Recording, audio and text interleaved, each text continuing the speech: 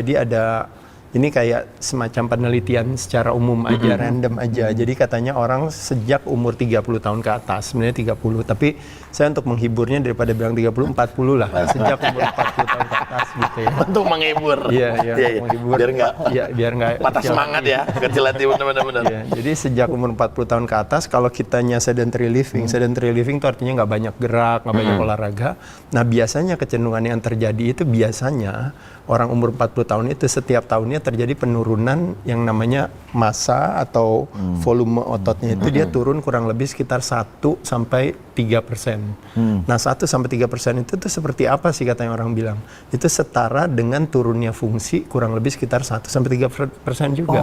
Misalnya fungsi kita berjalan, naik turun tangga, lalu 1-3%. Nah 3-5% hilangnya setara dengan hilangnya namanya kekuatan. Nah, jadi artinya dulu bisa bawa barang sendiri, ngangkat barang sendiri, pelan-pelan kok mulai turun tuh. Jadi kalau kita biasa ngangkat dumbbell, tiba-tiba kok tiap tahun kok terjadi penurunan kekuatan kita kurang lebih 3-5%. Nah dan 1-2% massa otot itu hilang, itu setara dengan kehilangan 8-10% yang namanya speed and explosiveness, itu namanya kegesitan. Nah, jadi makanya kenapa orang bilang sebenarnya kalau dari umur 40 ke 41 nggak ada masalah, 41 ke 42 nggak terlalu masalah, tapi yang jadi masalah itu kalau per dekade.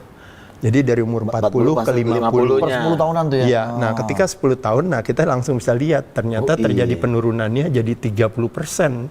Terjadi penurunan fungsi, dulu jalan jauh, dulu naik turun tangga.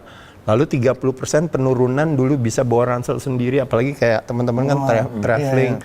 Dulu pegang motor kan kalau nggak salah, naik motor kan istilahnya dulu kan kayak motor kayak ringan aja gitu. Sekarang kok motor kok jadi agak semakin lebih berat gitu rasanya gitu. Nah, dan yang paling terakhir itu yang disebut dengan namanya orang tua, semakin tua itu mengalami yang namanya slow motion.